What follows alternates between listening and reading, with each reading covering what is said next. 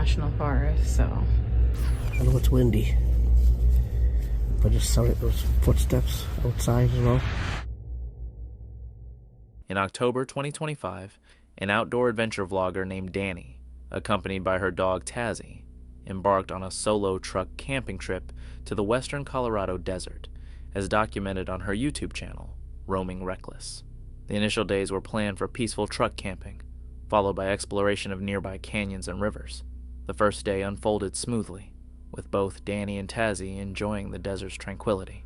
However, a severe storm struck that night, its wind and thunder keeping them on edge until dawn. Upon sunrise, the extent of the storm's impact became clear. Her boots sank into deep mud, and the entire campsite had transformed into thick, greasy clay. Dany admitted she hadn't checked the forecast before driving onto the notorious gumbo soil, and now the once solid road was impassable due to the slick mud. Later, while having breakfast and editing, she received a severe weather alert for a flood watch, part of a record-breaking storm. Faced with hours of heavy rain predicted, and the risk of the nearby dry creek flooding the road, she decided to stay put and monitor the rising water, rather than risk attempting to leave. With the ground undrivable, the road threatened by floods, and more storms on the horizon, Dany found herself suddenly trapped and stranded in the desert. The issue that we're running into is that we are in a flood watch, which there are people that have camped at this site before that said that the dry creek will flood and it washes away the road, or at least it has with people before. So I'm gonna have to keep an eye on things. I didn't want to move because this is like gumbo mud and you can get stuck really easily. It's happened to me before. I didn't want to risk it, but obviously I'll keep an eye on it because if water levels start rising, we're just gonna have to get out of here and deal with it the best that we can. There's already water down there, which it was completely dry yesterday, but obviously water is coming through the slot canyon, so we're just gonna have to monitor that.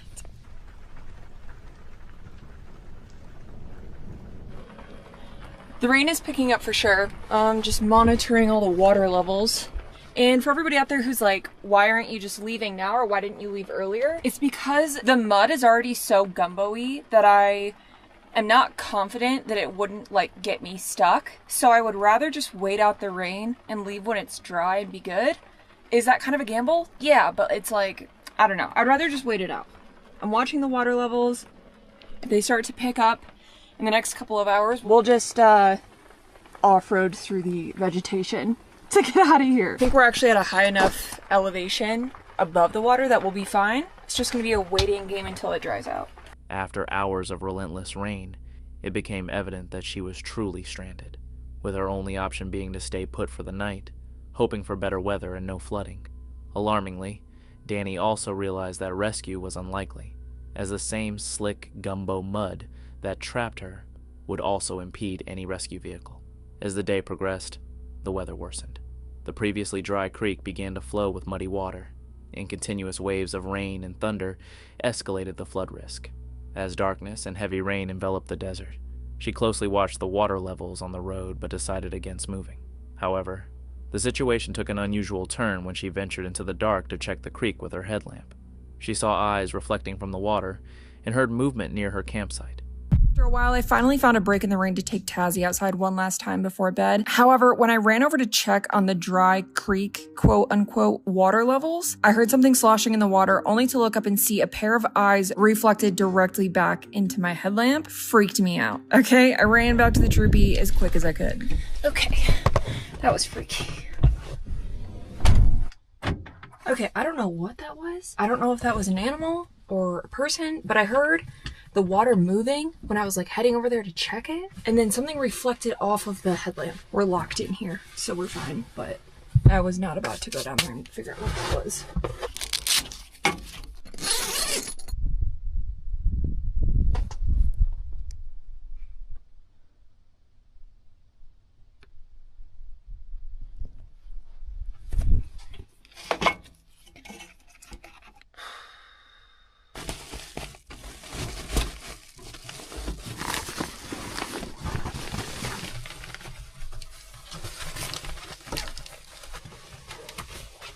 Well, I don't know what that was, but we're covered, so no one can see in here at all. Looks like it's gonna be raining all night and through the morning, so And we're still on flood watch. Though Dany wasn't certain if the reflection was from an animal or a person, it was enough to frighten her away from the creek and keep her on edge, especially given the sloshing sound and the visible eyes. She secured all doors, pulled down covers to obstruct the view inside, and reassured herself of their safety. Despite her fear, leaving or relocating wasn't a practical choice. The ongoing bad weather made driving out in the dark too dangerous and risked getting even more stuck. Her only viable option was to remain and wait it out.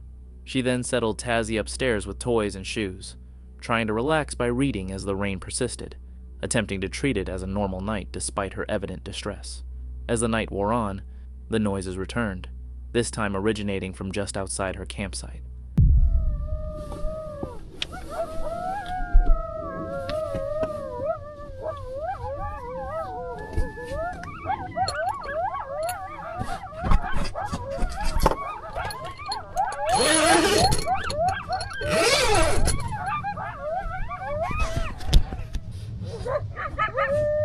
That was crazy.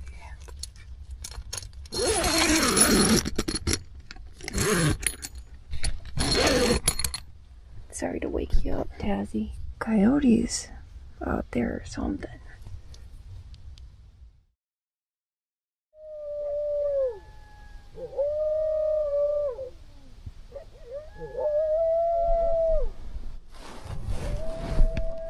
Oh my gosh, I see them.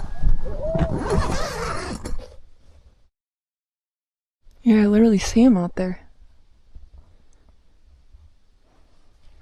Funny. It's probably what I saw earlier in the river.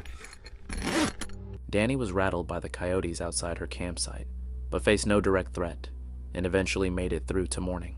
By then, the heaviest rain had passed, and the forecast showed no new storms, though the area remained under a flood watch. Throughout the day, conditions gradually improved. The sun reappeared, the river level dropped, and the mud began to firm up, although it remained messy and unsafe for driving. After nearly 3 days of being stuck, Dany felt cautiously optimistic that the worst was over, and went to bed planning to check the mud in the morning, and if solid enough, drive out of the desert to safety. However, this plan was shattered when, in the middle of the night, she awoke to a life-threatening, severe weather and hail alert, giving her only 1 hour to react, forcing an emergency escape attempt on partially dried but still dangerous gumbo mud. Possible threat to life or property. Gusty winds could knock down tree limbs and blow around unsecured objects. Hail damage possible. Take action within the next hour. Okay. Yeah, you got it. It's so stupid too because this just freaking alerted us. Almost 2 in the morning. I couldn't have predicted hail earlier in the evening when it was in the middle of the freaking night. The rain's already started. Great. And here comes the wind. Okay.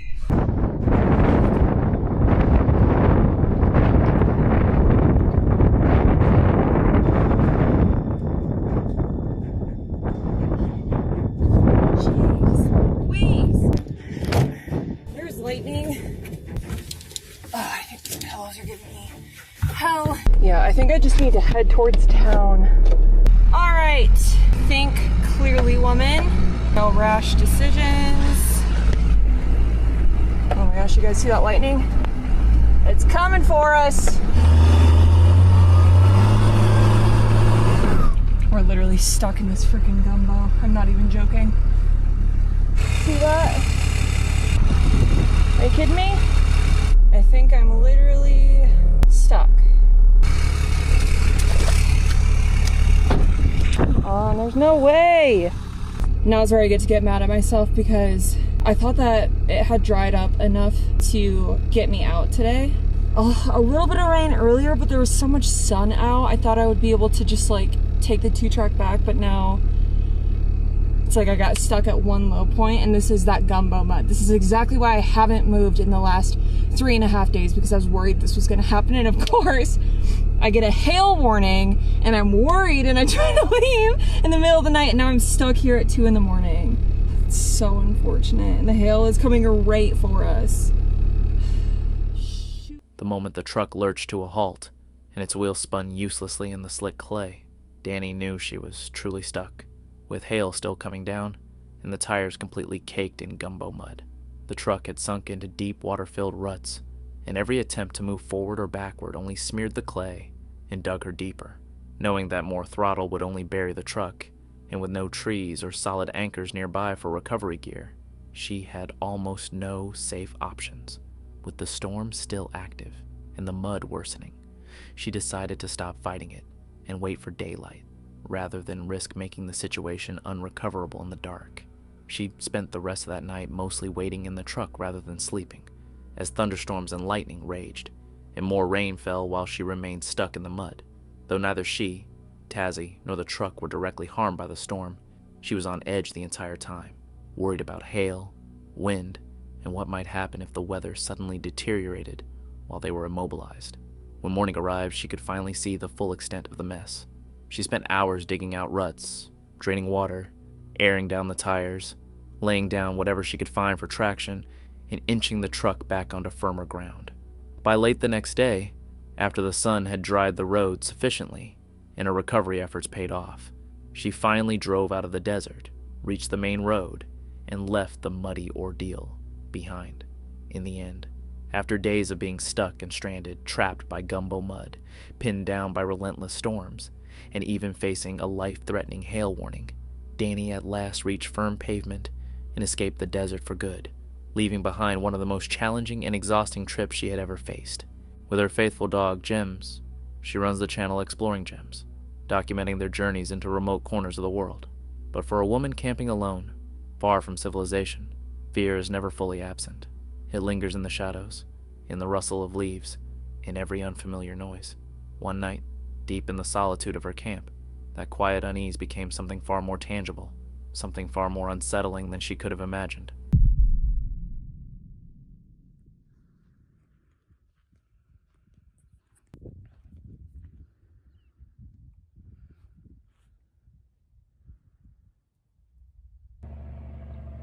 This is the third logging truck I've seen this morning. They're cutting down our forests left and right. And I'm on BLM land for the first time, which is rather beautiful. The roads are fairly well maintained, but they're doing lots of logging. And there's lots of areas blocked off that say private property. So they're selling off a lot of the land, and just want to raise awareness for myself and anyone else, because this is our land as tax-paying American citizens, our public lands. It even says it on the signs. Enjoy your public lands. Keep it clean. It felt like freedom. Sure, there was the usual trash scattered around. There always is, unfortunately. But other than that, it was perfect. Just me and Jem, completely alone. For a couple of days, it stayed that way. Only the occasional logging truck passed by, and then we'd go back to our quiet little world. But by the weekend, more people started showing up.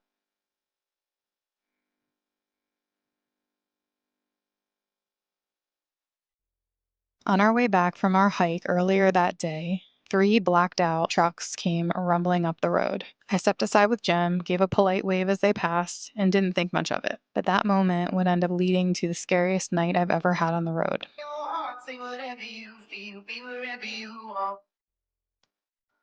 That evening, as the sun started to set, the same group started tearing up and down the road in their quads. Loud and obnoxious, yes, but harmless. At least at first. Jem and I ate dinner, locked up the van, and started settling in for the night. Around midnight, just as I started to drift off, 3 loud knocks right at my sliding door glass. Someone just came knocking on my door in the middle of the national forest, so...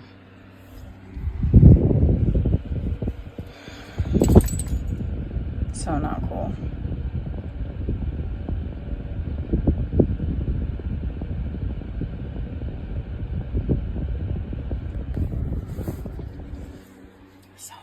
I froze. My heart stopped. I grabbed my phone to check the security cameras, but of course, it hadn't been plugged in. I peeked out through my bunk window cover. I couldn't see a thing. And those motion sensor lights I still hadn't installed, well, they're sitting right there on my dash. Regret hit hard in that moment.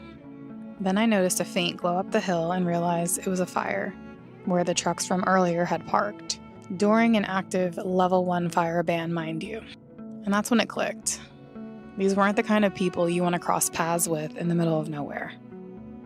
So I just sat there, listening. Every sound outside felt amplified. For the next couple of hours, I barely moved. I watched, waited, and checked the cameras over and over. I felt like my heart didn't stop racing until the first hint of daylight. Think about it. There's something inherently chilling about a knock on your door in the dead of night, especially when you're miles from anywhere. Alone, unarmed, with no clear way out, every second is weighted with danger. Who is outside? Someone genuinely in need or someone with far darker intentions? If you were in her shoes, would you dare to open the door? The next clip may be brief, but it's incredibly intense. 8 years ago, a group of dedicated hikers were making their way down from Aiguille du Miret, near Malanque, when one of them, a hiker from the UK, faced a horrifying ordeal. A single misstep was all it took, and he came dangerously close to losing his life.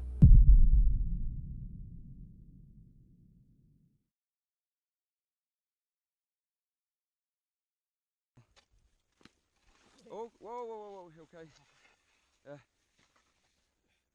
Oh, God, you. God.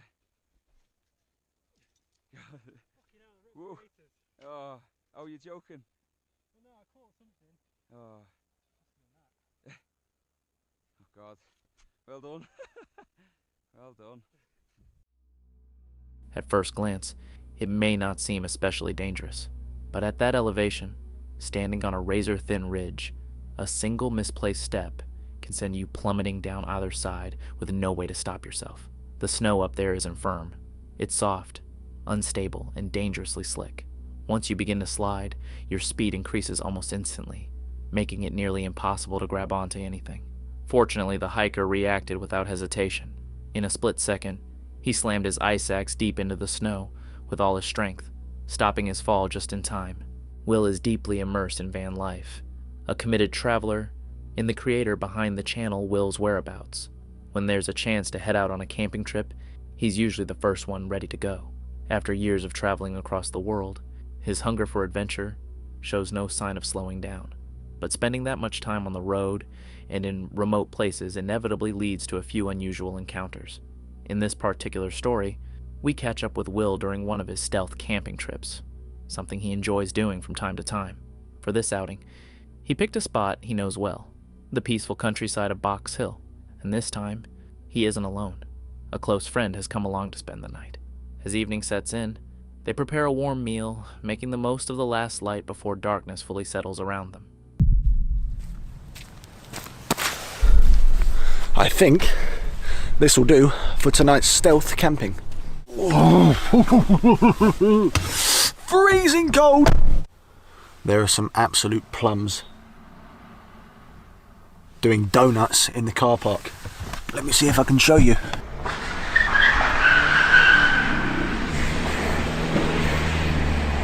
Anyway guys, welcome back to another video. Earlier, as you saw, I cooked and had some delicious fajitas with a friend of mine. We went for a walk and then we were starving hungry, so I ended up having a nice early dinner. Used my outside cooking platform, which a lot of you guys probably haven't seen because, to be honest, I haven't used it a lot because the weather just hasn't been nice for it. I have a few upgrades and things to show you guys, which I know some of you will definitely be interested in. I now have a carbon monoxide alarm, believe it or not, right here in the corner. So now, from now on, I won't kill myself or poison myself. Christ almighty. So tonight's stealth camp is actually in a place which I'm very familiar with. I haven't actually...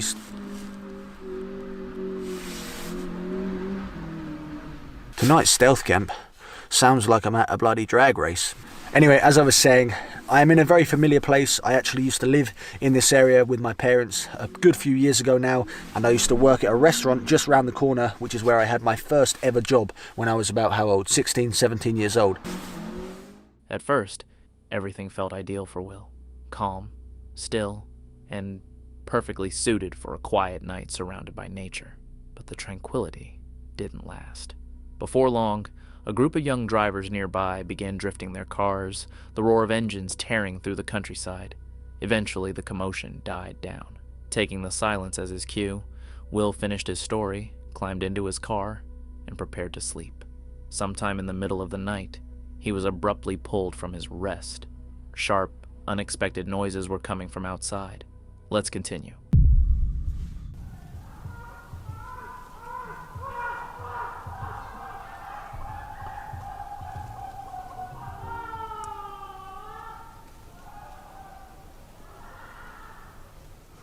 I don't think I'm going to be getting much sleep tonight. There are people about 100 meters away, blazing music out. At least some good songs anyway. And some people screaming. Wish me luck, everybody. By morning, the night had finally run its course, and fortunately, the group gathered in the parking area never realized Will was there, which was probably for the best.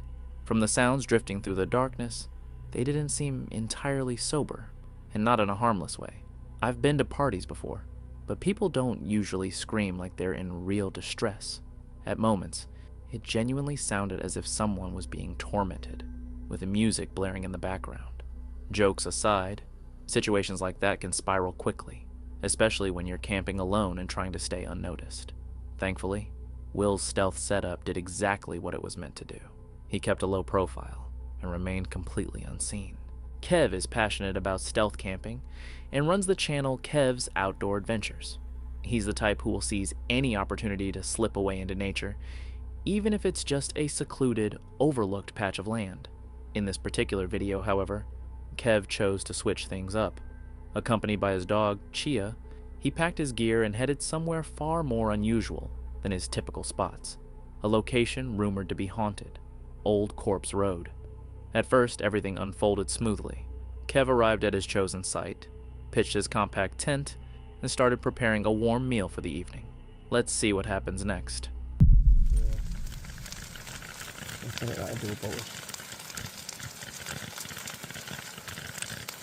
Right guys, I'll bring us back in a minute and I'll tell you the old story.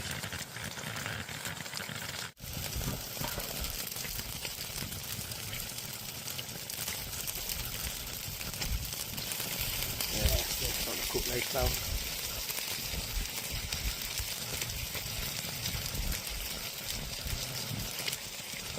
Yes guys,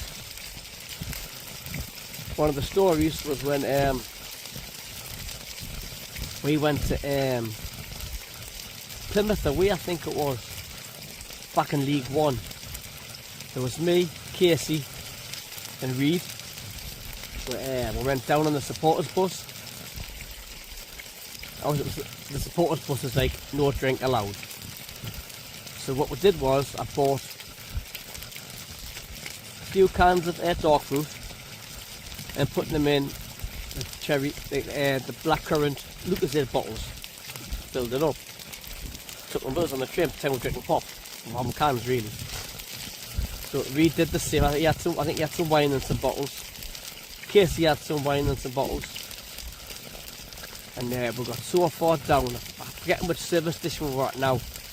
But anyway, we were driving down the bus, having a few beers. Nobody else was drinking, just us three. Casey started being a bit louder, as he does, getting carried away. Cracking lad, though, legend. And we got to the service station further down the road. We were halfway there, getting towards Chillingham, I think it was. I can't remember the exact states where we were now anyway. But anyway, we stopped for a piss stop for 20 minutes at the service station. Oh sorry, it wasn't Plymouth, it was Gillingham. It was Gillingham away. It was the good trek down to Gillingham. And anyway, we got so far down, got to the service station. Obviously I needed a piss. I came back. Once he'd finished eating, Kev crawled into his tent, ready to turn in for the night. Outside, the wind was steadily intensifying, and the cold was becoming more biting with each passing minute. From that point on, the atmosphere began to shift. The tension in the air grew heavier, and so did Kev's sense of unease.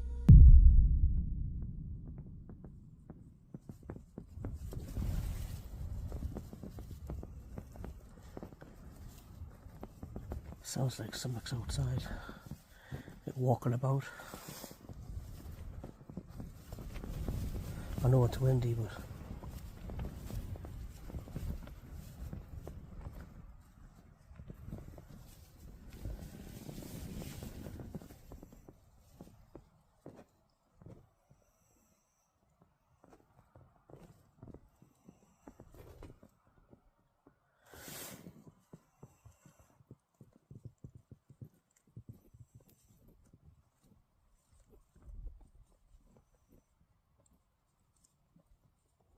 fuck's that?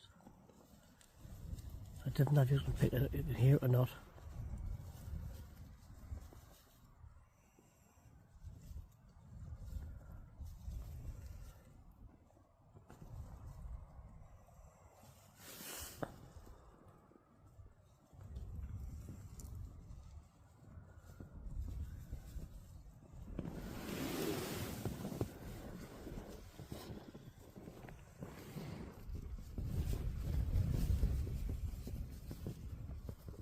Right guys, I'm going to turn this light off. Fuck. I'm going to try and get some sleep. I know it's windy, but just sorry those footsteps outside as well.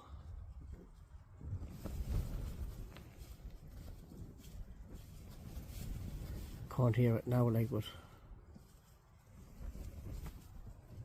now when you feel like people walking around in long grass, makes it a rustling sound. That's what it was like.